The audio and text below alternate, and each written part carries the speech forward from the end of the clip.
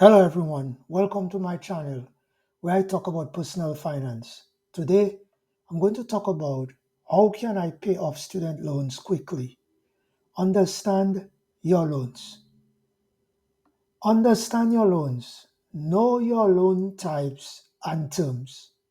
To begin, compile all the details related to your student loans, such as the kinds, federal or private, interest rates, terms of payments, and any extras like grace periods or deferral possibilities.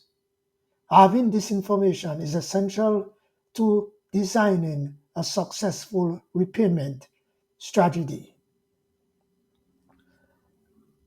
Identify high interest loans.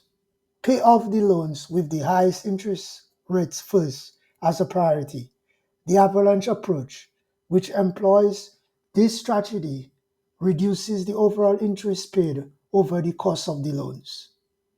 Thanks for watching this video and do not forget to subscribe to my channel.